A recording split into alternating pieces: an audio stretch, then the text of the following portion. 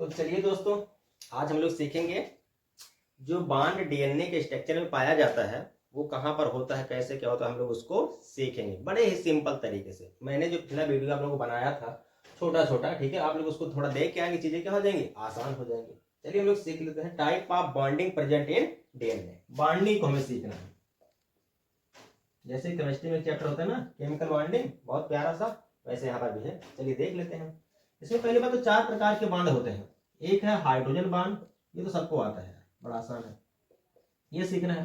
दूसरा मिलेगा आपको फास्फो ईस्टर बॉन्ड, कहाँ पर है, फास्फो ईस्टर बॉन्ड, या नॉर्मली हम लोग इसको क्या बोल सकते हैं, ईस्टर बॉन्ड। ईस्टर बॉन्ड को केमिस्ट्री में पढ़ा होगा आप लोगों ने, ऐसे रिप्रेजेंट किया जाता है, ये क्या है, ईस्टर बॉन्ड। तीसरा एक बॉन्ड मिलेगा फास्फो डाई एस्टर बॉन्ड, कहाँ पर है, कैसे क्या होता है, हम लोग सीखेंगे अभी।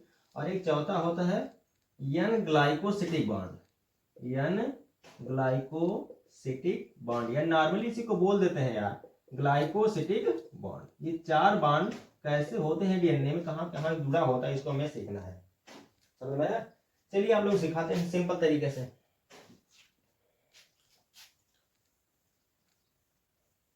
इसी से चीजें क्या हो जाएंगी, आसान हो जाएंगी। चलिए देख लेते हैं। पहले हाइड्रोजन बॉन्ड, बच्चों वाला के ये लो भाई, ये देखो डीएनए की चेन है, ये ऐसे डबल स्टैंडर्ड होता है, सबको पता होगा, एंटी पैरेलल है। यहाँ पर यदि ए है तो इसके अपोजिट क्या रहता है, टी। यदि यहाँ पर टी है तो इसके अपोजिट क्या रहेगा, ए। यदि यहाँ पर जी है तो यहाँ पर क्या रहेगा, सी। यहाँ पर सी है तो क्या रहेगा, जी। यहाँ पर जी है तो क्या रहेगा, सी।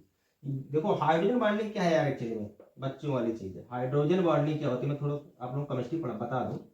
हाइड्रोजन बॉन्डिंग क्या होती है, केमिस्ट्री में पढ़ाया जाता है, केमिकल बॉन्डिंग में पढ़ा दिया जाता है, थोड़ा पीरियोडिक टेबल हल्का फुल्का बता दिया जाता है, कई जगह मिलेगा।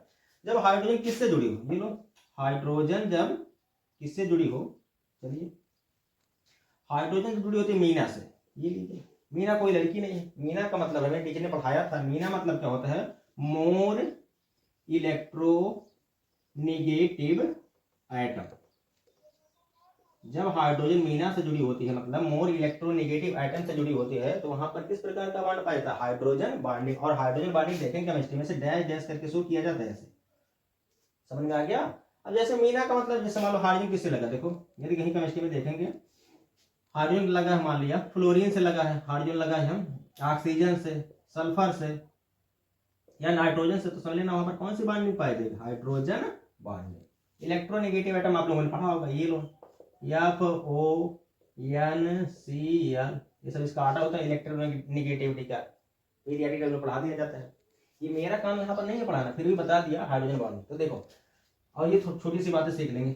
एडेनिन और थाइमिन के बीच में क्या होता है, डबल बॉन्ड होते हैं, और ग्वानिन और साइटोसिन के बीच में क्या होता है, ट्रिपल बॉन्ड। एक्चुअली में देखेंगे वहां पर तो ये है डबल बॉन्ड, ऐसे करके बना है। यहाँ थाइमिन देखो AT है, TA है, इसमें भी क्या भाई, डबल बॉन्ड। जी से ट्रिपल बॉन्ड, ये भी देखो ऐसे डैश करके दिखा दो ऐसे, ये लीजिए। हमने क्या सीख लिया, हाइड्रोजन बॉन्ड किसके बीच में पाया जाता है, नाइट्रोजनस बेस के बीच में क्या पाया जाता है, हाइड्रोजन बॉन्ड। ये तो बड़ा आसान है। और देखें ये एक स्टैंड है, ये क्या है, डीएनए का दूसरा स्टैंड है। बहुत ही सिंपल तरीके से बता रहे हैं, बस केवल आपको ध्यान से सुनना है। अभी देखेंगे यहाँ पर लगा रहेगा 5 प्राइम, यहाँ पर क्या लगा रहेगा 3 प्राइम, यहाँ पर 5 हो जाएगा, यहाँ पर क्या हो जाएगा 3। इस स्टैंड को हम लोग क्या होता है, एंटी पैरेलल। वो क्यों होता है, जब हम लोग सीखेंगे डीएनए का लंबा सा स्ट्रक्चर बना तब हम लोग समझ पाएंगे। एंटी पैरेलल मतलब क्या होता है, अपोजिट होते हैं। देखो यहाँ पर 5 है तो यहाँ पर क्या है 3 है, यहाँ पर 3 है तो यहाँ पर क्या है 5, एक दूसरे क्या होते हैं, उल्टे होते हैं, अपोजिट होते हैं। ऐसा क्यों, हम लोग आगे सीख लेंगे। अभी सीख लिया आप लोगों ने क्या, हाइड्रोजन बॉन्डिंग, नाइट्रोजन बेस के बीच में पाया जाता है। और सबसे जरूरी ये क्या है, एडेनिन की दोस्ती किसके साथ है, थाइमिन के, और ग्वानिन की दोस्ती साइटोसिन के। चलिए अब देखेंगे और ध्यान दो, इसमें जो नाइट्रोजन जो डीएनए रहेगा उसमें कहीं आप लोग को यूरेसिल नहीं दिखाएगा। बड़ा प्यारा पॉइंट है, डीएनए में कहीं पर भी यूरेसिल आपको दिखाई नहीं देगा। चलिए ठीक है, अब हम लोग देख लेते हैं दूसरा बॉन्ड।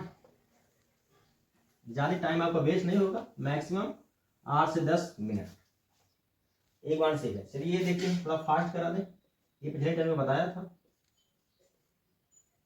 ये लीजिए CH2OH, ये 5वां कार्बन है, नंबरिंग ध्यान देंगे। यहाँ पर बताया था OH है, H है, H है, यदि डीएनए तो यहाँ पर ऑक्सीजन नहीं रहेगा, तभी इसीलिए हम लोग इसको क्या बोलते हैं, डी ऑक्सी। यहाँ पर क्या है, OH है, यहाँ पर क्या है, H। यहाँ पहला कार्बन, दूसरा, तीसरा, चौथा, क्या हो गया, पांचवा। यहाँ से पहले कार्बन से क्या लगा होता है, नाइट्रोजनस बेस लगा होता है। और यहाँ पर देखेंगे ये फास्फोरिक एसिड, ये लीजिए, बड़ा आसान। इसीलिए बोला तो भैया इन सब का स्ट्रक्चर पहले सीख लो तभी सब बना पाओगे, है बड़ा आसान है यार, 2-3 बार बना लेना हो जाएगा। अब यहाँ पर देखेंगे ये देखो क्या है, फास्फोरिक एसिड, ये क्या है, शुगर, और ये क्या है, नाइट्रोजन बेस। इसी में तीनों बांड दिखा दे रहे हैं, चलिए देख लेते हैं।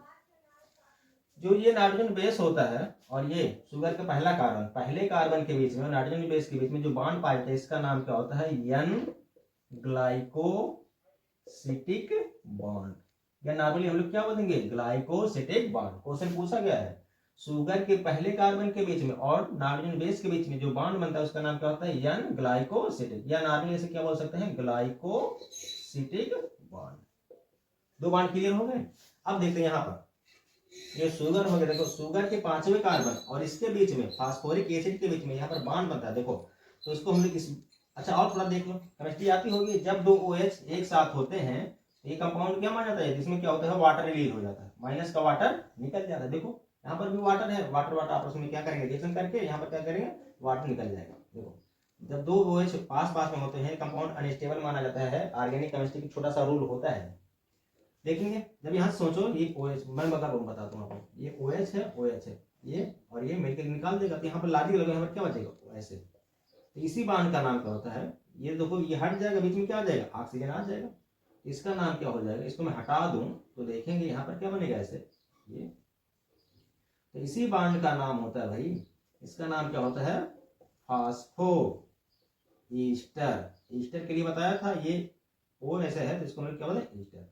अब फास्फो क्यों बोल दिया, क्योंकि ये किसके बीच में हो रहा है, फास्फोरिक एसिड के बीच में, इसीलिए इसका नाम क्या बोल दिया था, फास्फो ईस्टर बॉन्ड, या नॉर्मली क्या बोलते हैं, ईस्टर बॉन्ड। तीसरा बॉन्ड हो गया। अब चौथा है, चलो ये भी, इसको मैं थोड़ा सा ऊपर लिख दूं, देखेंगे फास्फो ईस्टर बॉन्ड। अब क्या बचा है, फास्फोडाइस्टर। अब दूसरा न्यूक्लियोटाइड बनाएंगे, देखेंगे मजा आएगा। इसके बाद वाले वीडियो में हम लोग ढेर सारे न्यूक्लियोटाइड आपस में जोड़ेंगे, सबसे लेंथी वही है, ये देखेंगे, ये नाइट्रोजन बेस हो गया, ठीक है, ये देखो CH2OH नाइट्रोजन बेस, हमारी शुगर हो गई, ये क्या हो गई, इधर देखो यही चीज लगा रहे हैं, इसको मैंने थोड़ा यहां से पिटा दिया, उससे कोई मतलब नहीं रहता यार। अरे सॉरी यार, ये तीसरा कार्बन है, ध्यान देंगे, ये भी पूछा गया है। अब देखिए यहां पर सोचो कौन सा बॉन्ड यहां पर बन गया होगा, ये पहले क्या था, फास्फो ईस्टर। यहाँ पर अब देखेंगे ये जो है, ये पांचवा कार्बन, ध्यान देना, ये क्या है, पांचवा कार्बन है। तो पहले न्यूक्लियोटाइड के तीसरे कार्बन, ये है हमारा क्या, तीसरा कार्बन, और दूसरे न्यूक्लियोटाइड के पांचवें कार्बन के बीच में यहाँ पर जो होता है, ये इसका OH और इसका OH, यहाँ से वाटर रिलीज हो जाता है। सोचो ये मान लिया इसका OH ले लिया, इसका H ले लिया, क्या हो जाएगा, यहाँ पर देखो इसको हटाने के बाद बीच में क्या आ जाएगा, ऐसे आएगा। तो इस बॉन्ड का नाम क्या होता है, फास्फो डाई ईस्टर बॉन्ड। अगर शॉर्टकट हम लोग क्या बोलेंगे, PD, phosphodiester bond बोलेंगे। पहले न्यूक्लियोटाइड के तीसरे कार्बन और दूसरे न्यूक्लियोटाइड के पांचवें कार्बन के बीच में जो बॉन्ड बनता है, इसको हम लोग क्या बोलते हैं, फास्फो डाई ईस्टर बॉन्ड। यदि मैं इसको हटा दो, देखो बीच में से ये आपस में जुड़ेगा, ऐसे जोड़ना हम लोग सीखेंगे इसके बाद वाले वीडियो में, ये आपस में ऐसे जुड़ेगा, देखेंगे तुम, ऐसे। इसका नाम क्या हो जाएगा भाई, फास्फो डाई ईस्टर बॉन्ड। मैंने आप लोगों को छोटा सा कॉन्सेप्ट बताया 4 बॉन्ड के बारे में, हाइड्रोजन बॉन्ड, या ग्लाइकोसिडिक बॉन्ड, फास्फोडाइस्टर बॉन्ड, और क्या है, phospho ester bond. I hope आप लोगों को थोड़ा समझ में आया होगा। पिछले टर्म में हम लोगों ने क्या सीखा था, नेमिंग ऑफ न्यूक्लियोसाइड, न्यूक्लियोटाइड की नेमिंग कैसे सीखी थी, छोटे छोटे वीडियो मैंने बनाया है। चलिए हम लोग मिलते हैं इसके बाद वाले वीडियो में, जो कि काफी प्यारा होने वाला है। तब तक के लिए बाय। वीडियो अच्छा लगे तो चैनल को लाइक एंड सब्सक्राइब करना ना भूलें। बाय दोस्तों।